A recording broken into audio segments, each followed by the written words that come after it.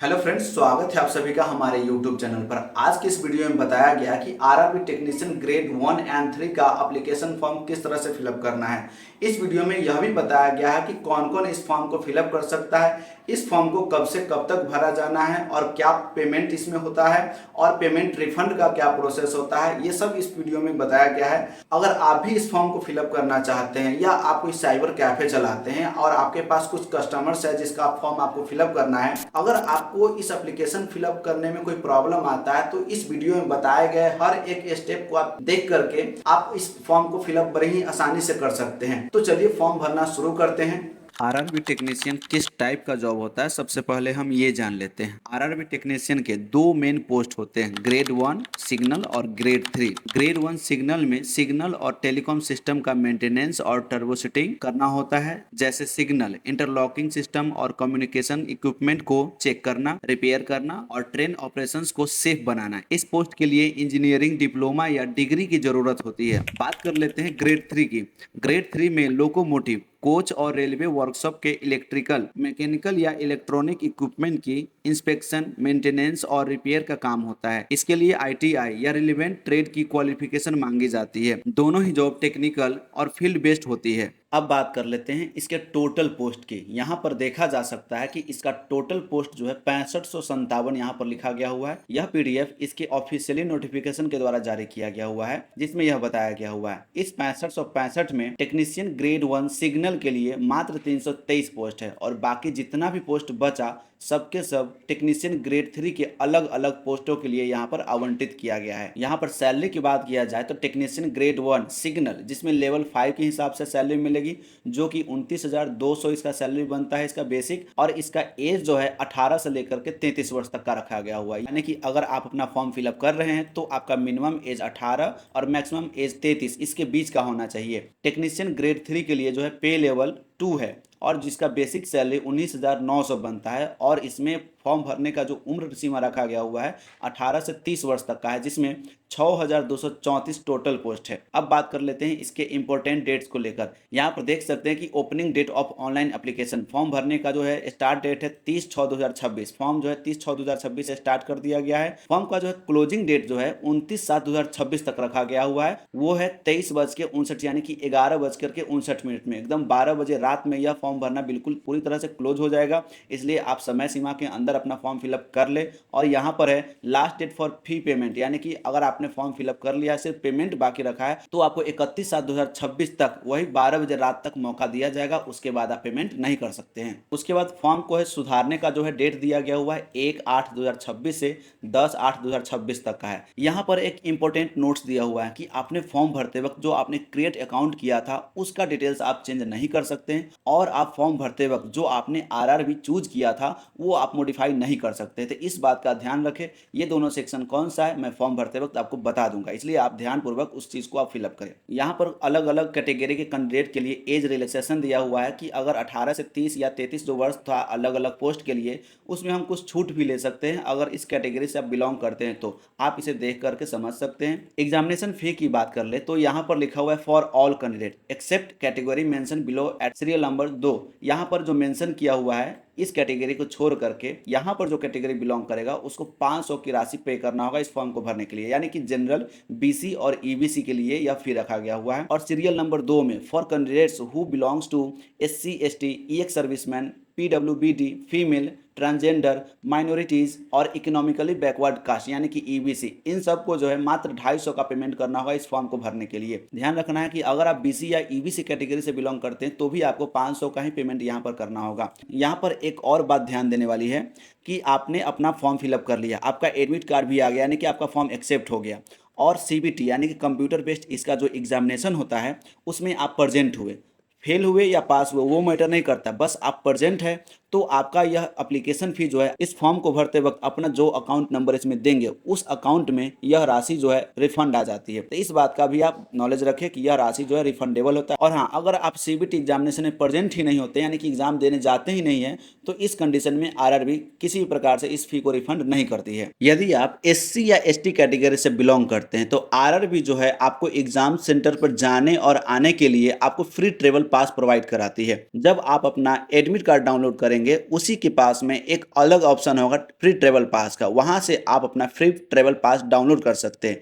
उस ट्रेवल पास के जरिए आप किसी भी टिकट रिजर्वेशन सेंटर पर जा करके आप अपने नियरेस्ट रेलवे स्टेशन से आपका जो एग्जामिनेशन सिटी है वहां तक के रेलवे स्टेशन तक का कोई भी ट्रेन में स्लीपर बर्थ आप रिजर्व करा सकते हैं। जब आप फ्री ट्रेवल पास से सीट रिजर्व कराने जाएंगे तो वहां पर आपको फ्री ट्रेवल पास और आपका जो कास्ट सर्टिफिकेट है जो आपने फॉर्म में अपलोड किया था वो आपसे मांगा जाएगा। आप वह जब देंगे तो आपके लिए सीट जो है रिजर्व कर दिया जाएगा अगर किसी ट्रेन में सीट अवेलेबल है तो। अब बात कर लेते हैं एजुकेशनल क्वालिफिकेशन की। यहाँ पर ग्रेड 1 सिग्नल के लिए जो क्राइटेरिया रखा गया हुआ है कि कैंडिडेट को जो है बैचलर ऑफ साइंस फिजिक्स में या इलेक्ट्रॉनिक्स में या कंप्यूटर साइंस में, इसी तरह यहाँ पर काफ़ी सारा लिखा हुआ है, इसमें किसी एक में बैचलर होना चाहिए या 3 ईयर का डिप्लोमा होना चाहिए। ऊपर जितना भी स्ट्रीम मेंशन किया गया उसमें से किसी एक से, या degree in engineering in above basic streams, यानी कि इंजीनियरिंग में डिग्री होना चाहिए इनमें से किसी भी एक स्ट्रीम से।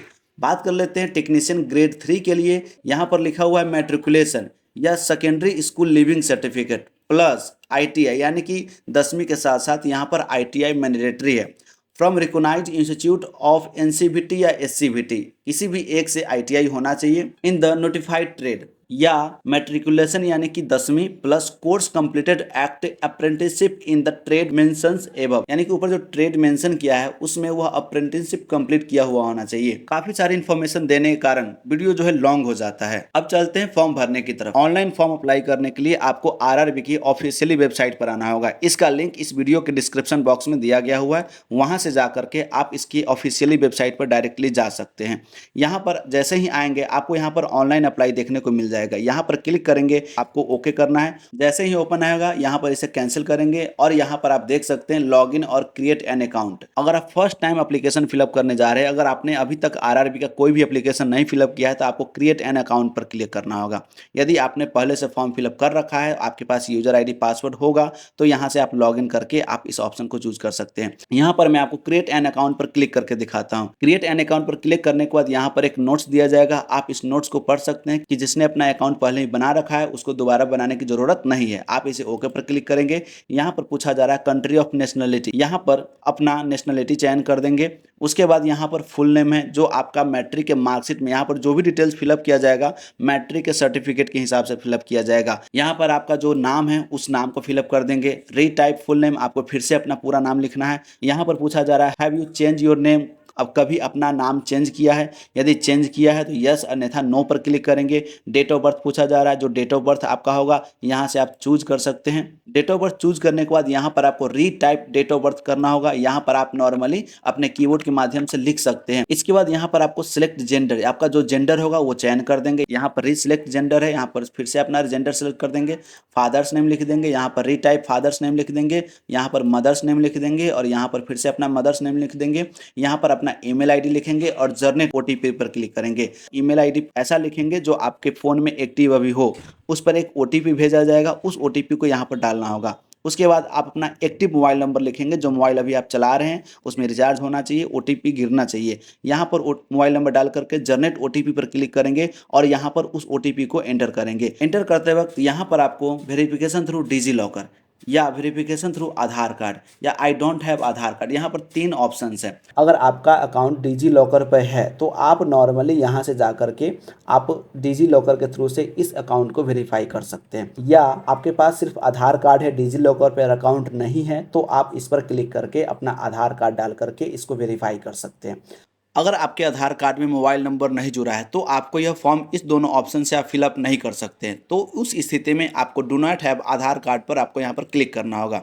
यहाँ पर लिखा हुआ है कि आप अपना आधार कार्ड से अगर फॉर्म फिलअप करते हैं तो आपको एग्जाम देते वक्त एग्जामिनेशन सेंटर में एंटर करते वक्त आपको बड़ा आसानी होगा, अन्यथा थोड़ा सा लॉन्ग प्रोसेस में जा करके आपको वहाँ पर वेरीफाई कराना होगा। तो आपको यहाँ पर I do not have Aadhaar card पर ही क्लिक करना होगा। क्लिक करने के बाद यहाँ पर आपको कोई सेकेंडरी आईडी देना पड़ेगा, जैसे यहाँ की ऑप्शंस है ड्राइविंग लाइसेंस या पैन कार्ड। इन दोनों में से कोई एक ऑप्शन को चूज करके, आपके पास अगर पैन कार्ड है तो पैन कार्ड, ड्राइविंग लाइसेंस है तो ड्राइविंग लाइसेंस चूज करके आपको यहाँ पर फुल नेम एज पैन, यानी कि पैन कार्ड पर आपका जो नाम है उसको लिखना होगा, पैन कार्ड पर जो डेट ऑफ बर्थ है उसको लिखना होगा, डॉक्यूमेंट्स नंबर यानी कि पैन कार्ड नंबर लिखना होगा, इश्यूइंग अथॉरिटी, यहाँ पर आप income tax department government of India ऐसा लिख सकते हैं। यहाँ पर प्लेस ऑफ इशू है, यानी कि आपका पैन कार्ड कहाँ इशू किया गया हुआ है। आप अपने पैन कार्ड के बैक साइड पर देखेंगे तो वहाँ पर पैन कार्ड ऑफिस का एड्रेस लिखा हुआ होता है, वो एड्रेस यहाँ पर आप नॉर्मली लिख सकते हैं। इस तरह से आधार कार्ड न होने की स्थिति में या आधार कार्ड में नंबर न जुड़े होने की स्थिति में आप इस वाले ऑप्शन का यूज कर सकते हैं। श्योर आपके पास आधार कार्ड होगा ही, डिजी लॉकर पे अकाउंट हो या ना हो,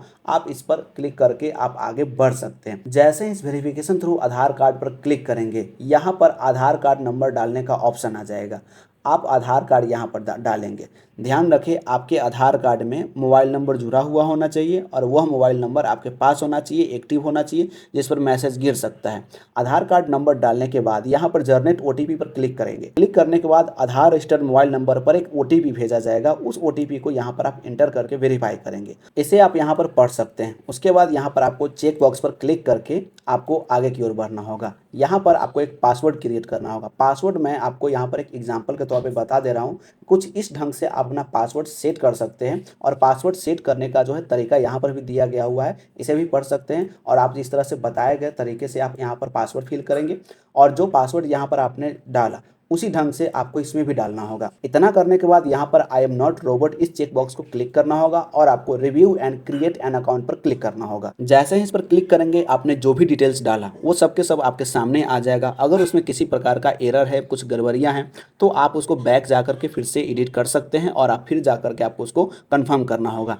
सक्सेसफुली अकाउंट क्रिएट होने के बाद आपको फिर से इसकी ऑफिशियली पेज पर आ जाना होगा। यहाँ पर आपको लॉगिन का ऑप्शन दिख जाएगा। लॉगिन करने के लिए आपको इस पर क्लिक करना होगा। यहाँ पर दो मोड से लॉगिन कर सकते हैं, login with Aadhaar, login with RRB account credential. यदि आप login with RRB account credential करते हैं तो यहाँ पर आपको मोबाइल नंबर, जो आपने क्रिएट अकाउंट करते वक्त आपने जो मोबाइल नंबर दिया था वो मोबाइल नंबर और जो आपने पासवर्ड क्रिएट किया था वो पासवर्ड यहाँ पर आपको डाल करके यहाँ पर आई एम नॉट रोबोट वाले चेक बॉक्स को क्लिक करना होगा और लॉगिन पर क्लिक करना होगा। अगर आप लॉगिन विथ आधार करते हैं तो यहाँ पर आपको आधार से जुड़ा हुआ आपका मोबाइल नंबर देना होगा। देने के बाद यहाँ पर जनरेट ओटीपी पर क्लिक करना होगा। ओटीपी जो आएगा इसमें एंटर करके यहाँ पर आपको दोनों चेक बॉक्स को क्लिक करके यहाँ पर आपको लॉगिन पर क्लिक करना होगा।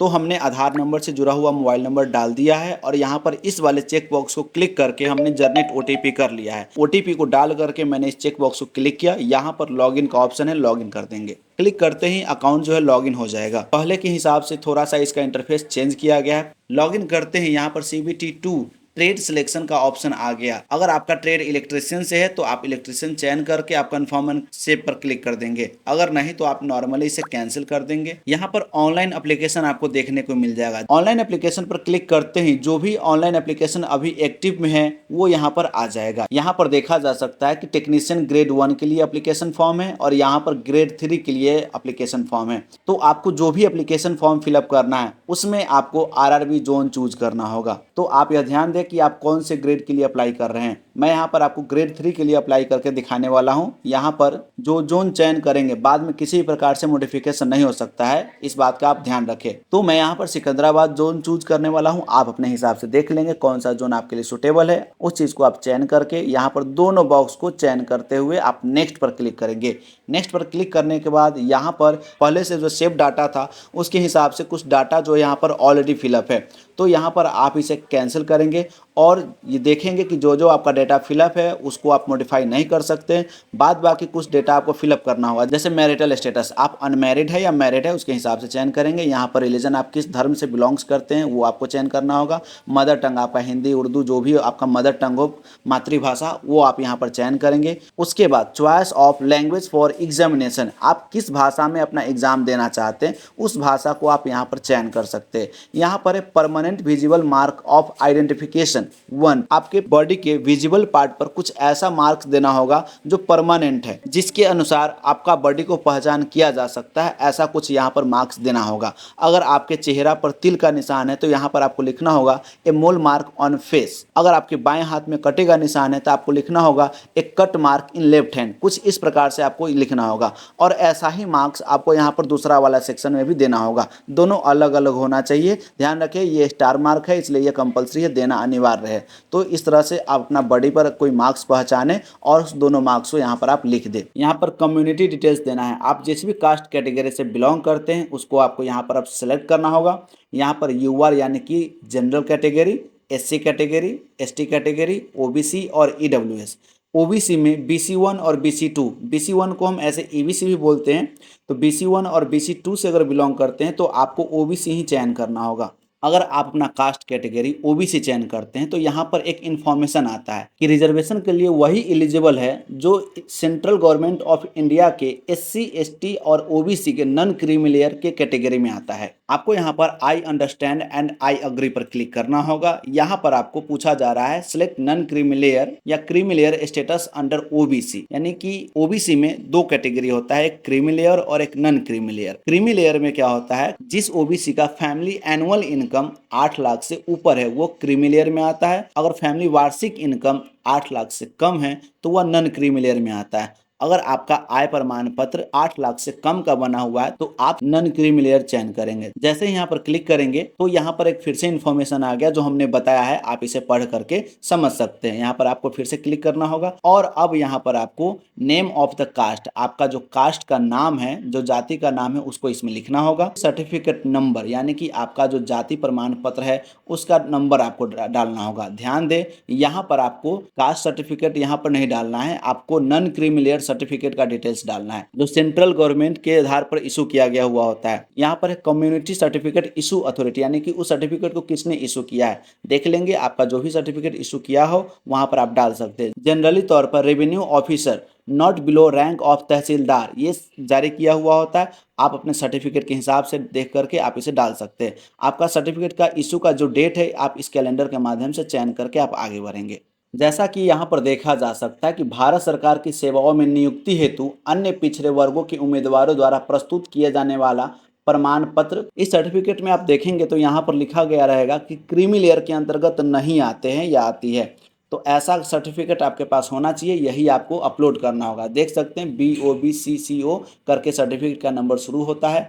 राज्य सरकार के स्तर पर जो non creamy layer certificate issue होता है वो NCL-CLO करके होता है, तो इस बात का आप ध्यान रखेंगे। आपका सर्टिफिकेट जो है 1 अप्रैल 2026 के बाद का बना हुआ होना चाहिए, यह भी ध्यान रखें। उसके बाद यहाँ पर पोस्टल एड्रेस है। पोस्टल एड्रेस में प्रेजेंट एड्रेस और परमानेंट एड्रेस। प्रेजेंट एड्रेस में अभी आप जहाँ पर निवास कर रहे हैं वो एड्रेस देना है और आपका जो परमानेंट एड्रेस यानी कि आपका अस्थायी पता जो है आपको इसमें देना है। अगर दोनों सेम है तो इसमें अपना पता लिखेंगे और आप इस चेक बॉक्स को क्लिक कर देंगे। इस वाले सेक्शन में सेम टू सेम पता फिलअप हो जाएगा। यहाँ पर स्टेट डालना होगा, यहाँ पर डिस्ट्रिक्ट डालना होगा, यहाँ पर आपका एड्रेस डालना होगा। एड्रेस में आप विलेज, पोस्ट और पुलिस स्टेशन डाल सकते हैं। यहाँ पर प्रेजेंट नियरेस्ट सिटी या मेजर टाउन यानी कि आप जहाँ रह रहे हैं वहाँ के आसपास में कोई बड़ा कोई टाउन है तो उसका नाम आपको यहाँ पर लिखना होगा और आप जहाँ रह रहे हैं वहाँ का पिन कोड यहाँ पर लिखना होगा। उसके बाद इस चेक बॉक्स पर क्लिक कर देंगे, सेम टू सेम एड्रेस यहाँ पर फिलअप हो जाएगा इस कंडीशन में जब दोनों एड्रेस आपका सेम होगा। इतना करने के बाद यहाँ पर आपको सेव पर क्लिक कर देना होगा। पर्सनल डिटेल्स सेव्ड सक्सेसफुली का मैसेज आ जाएगा, नेक्स्ट पर क्लिक करना होगा। यहाँ पर इसको कैंसिल करेंगे। यहाँ पर है are you an EX serviceman, अगर आप पहले कोई सर्विस में थे तो यहाँ पर यस लिखेंगे, अन्यथा नो पर क्लिक करके आगे बढ़ेंगे। Are you person with bench marker disability, अगर कोई विकलांगता है तो यहाँ पर आपको यस करना होगा, नहीं तो नो पर क्लिक करेंगे। यहाँ पर स्क्राइब डिटेल्स पूछा जा रहा है कि अगर आप किसी तरीका से अपना एग्जाम देने में असमर्थ है तो आप एक स्क्राइब को ले जा सकते हैं, आपका एग्जाम वह दे सकता है आपके सामने रहते हुए। तो अगर है तो यस करेंगे, नहीं तो नो पर क्लिक करेंगे। उसके बाद है EBC यानी कि इकोनॉमिकली बैकवर्ड डिटेल्स, लिखा हुआ है are you eligible for avail fee concession under EBC in term of para इतना। यहाँ पर आपको सेंट्रल गवर्नमेंट के हिसाब से आपको EBC में होना पड़ेगा, तब आपको यहाँ पर यस करना होगा, अन्यथा यहाँ पर आपको नो ही रहने देना है। भले ही आप स्टेट लेवल पर आप BC1 में यानी कि EBC में है तो भी आपको यहाँ पर आपको नो पर ही क्लिक रहने देना है। आप इसके द्वारा जारी किया गया ऑफिशियल नोटिफिकेशन में पारा 10.3 जा करके देखेंगे तो वहाँ पर समझ में आएगा कि यहाँ पर यस करना है या नो करना है। वैसे जनरली यहाँ पर नो पर क्लिक करके बढ़ना है। उसके बाद है यहाँ पर are you an employee of Indian railway, अगर आप इंडियन रेलवे में एम्प्लॉई है तो आपको यस करना होगा, नहीं तो नो पर क्लिक रहने देना होगा। उसके बाद है name of the current department organisation, अगर रेलवे में है तो यहाँ पर आपका करेंट डिपार्टमेंट कौन सा है वो आपको बताना होगा, और नहीं है तो आपको नॉट एप्लीकेबल पर क्लिक करके आपको आगे बढ़ना होगा। उसके बाद है details of course complete act apprentice, अगर आपने अप्रेंटिस का कोर्स किया है तो यहाँ पर यस करेंगे, नहीं तो नो पर क्लिक करके आगे बढ़ेंगे। उसके बाद है bank details for refund of fee, Aadhaar number seeded with bank account, यानी कि आपको यहाँ पर अपना आधार कार्ड नंबर डालना होगा। उस आधार कार्ड से आपका जो भी बैंक सीडेड होगा, लिंक होगा, उसी में डायरेक्ट आपका जो है अमाउंट चला जाएगा। जैसे ही आप अपना यहाँ पर आधार नंबर डालेंगे आपका बैंक अकाउंट यहाँ पर आपको सामने दिखा देगा। तो आप देख सकते हैं यहाँ पर एयरटेल पेमेंट बैंक यहाँ पर आ चुका है। अगर आप चेंज अकाउंट डिटेल्स करना चाहते हैं तो चेंज भी कर सकते हैं। उसके बाद सारा डिटेल्स कंप्लीट होने के बाद यहाँ पर आपको सेव पर क्लिक करना होगा। जैसे ही सेव करेंगे मैसेज आ जाएगा सेव्ड का, आप नेक्स्ट पर क्लिक करेंगे। नेक्स्ट पर क्लिक करने के बाद इसेंशियल क्वालिफिकेशन आ गया। अब आपको यहाँ पर ग्रेड 3 के लिए जो एजुकेशन क्वालिफिकेशन मांगा गया था उसके हिसाब से यहाँ पर आपको क्वालिफिकेशन देना होगा। यहाँ पर इस कैंडिडेट का पहले से फॉर्म फिलअप हुआ था, इसलिए प्रीवियस डाटा से यह फेच कर लिया गया है। अगर आप फर्स्ट टाइम फॉर्म फिलअप कर रहे हैं तो आपको मैट्रिकुलेशन का डिटेल्स भी डालना होगा। दूसरा इसमें है कि आपको ITI का डिटेल्स डालना होगा। यहाँ पर डिसिप्लिन सब्जेक्ट यानी कि जो भी आपका ट्रेड रहा होगा उस ट्रेड को चयन करेंगे। यहाँ पर आप जिस भी स्टेट से किए होंगे वो स्टेट चयन करेंगे, जो भी डिस्ट्रिक्ट रहा होगा उस डिस्ट्रिक्ट को चयन करेंगे। नेम ऑफ इंस्टीट्यूट यानी कि आप ITI जिस इंस्टीट्यूट से किए होंगे वो इंस्टीट्यूट का डालेंगे। डेट ऑफ पासिंग यानी कि आप कब पास किए थे उस ITI कोर्स को, तो उसको यहाँ पर आपको डालना होगा। सर्टिफिकेट इश्यू हुआ यानी कि NCVT या SCVT आपको चयन करना होगा। उसका सर्टिफिकेट टाइप है यानी कि NTC या STC आप देख करके अपने हिसाब से चयन कर लेंगे। ऐड पर क्लिक करने के बाद यहाँ पर देख सकते हैं कि ITI का डिटेल्स यहाँ पर आ चुका है। अगर किसी प्रकार का दिक्कत है इसमें तो यहाँ पर आप एडिट कर सकते हैं। उसके बाद यदि आप एक्स्ट्रा क्वालिफिकेशन आप डालना चाहते हैं जैसे 10+2 तो आप यहाँ पर आप डाल सकते हैं।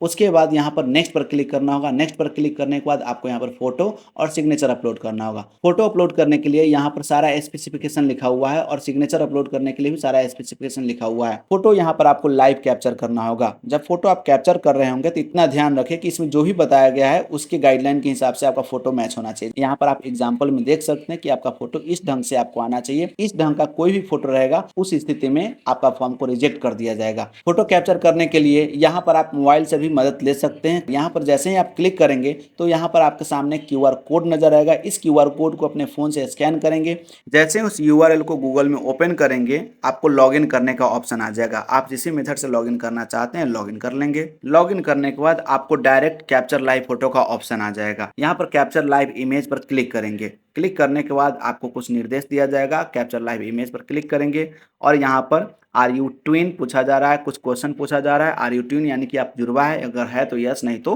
नो पर क्लिक करेंगे। उसके बाद फिर कैप्चर लाइव इमेज पर क्लिक करेंगे और आपको रेड सर्कल में आपका चेहरा रख करके आपको अपना फोटो क्लिक करना होगा। ध्यान रखें बैकग्राउंड व्हाइट होना चाहिए, आपका फोटो पूरा विजिबल होना चाहिए।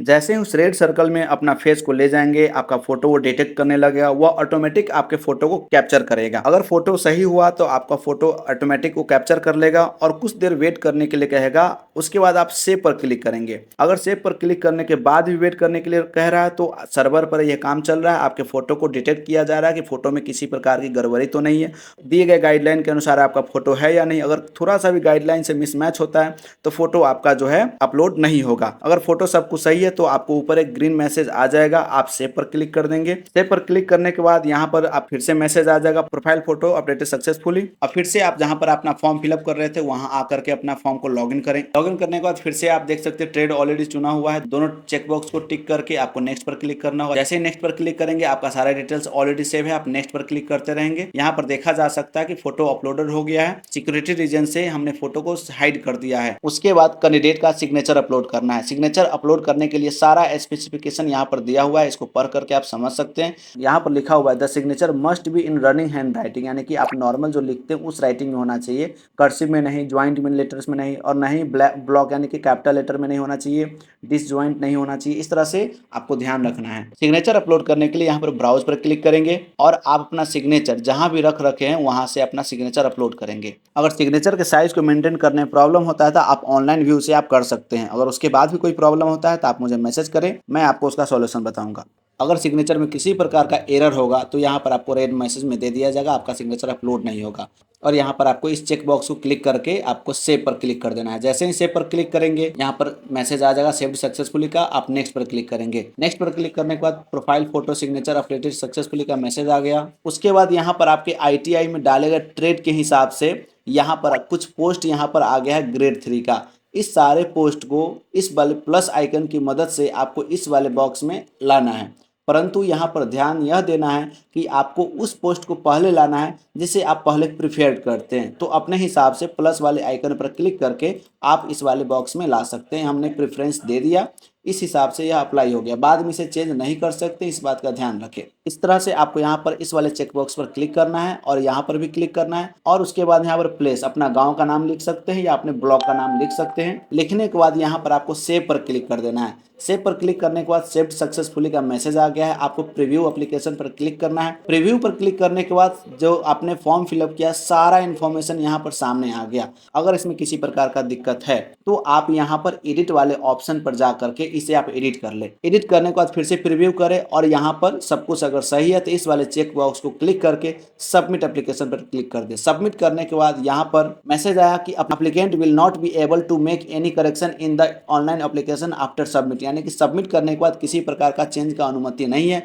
हाँ, जब चेंज का विंडो खुलेगा तब आप कुछ चीज़ों को चेंज कर सकते हैं। आप यहाँ पर सबमिट पर क्लिक कर दें। क्लिक करने के बाद फॉर्म जो है सबमिटेड हो गया। अब यहाँ पर पेमेंट आया। पेमेंट को आप यहाँ से कर सकते हैं। पेमेंट में पे विथ SBI पे पर करेंगे। यहाँ पर इस पर क्लिक करने के बाद इस चेक बॉक्स को क्लिक करने के बाद प्रोसीड पर क्लिक करेंगे। प्रोसीड पर क्लिक करने के बाद यहाँ पर पेमेंट के काफ़ी सारे ऑप्शंस आ गए। यहाँ पर आप सिंपली पेमेंट करना चाहते हैं तो UPI को चूज करके यहाँ पर QR कोड जनरेट करेंगे।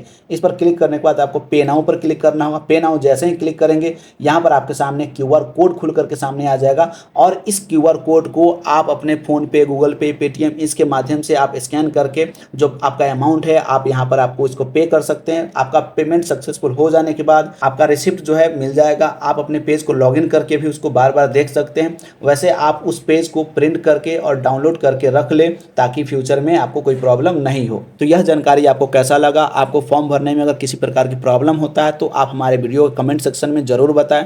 हम पूरी कोशिश करेंगे आपके प्रॉब्लम को सॉर्ट आउट करने का। तो वीडियो में बताया गया यह इन्फॉर्मेशन आपको कैसा लगा कमेंट बॉक्स में जरूर बताएं। वीडियो को लाइक करें। अगर आपने हमारे चैनल को सब्सक्राइब नहीं किया है तो सब्सक्राइब कर बेल आइकन को जरूर प्रेस करें। तो आज का यह वीडियो कंप्लीट हुआ। अब मिलते हैं अगले वीडियो में नए इन्फॉर्मेशन के साथ। तब तक के लिए धन्यवाद।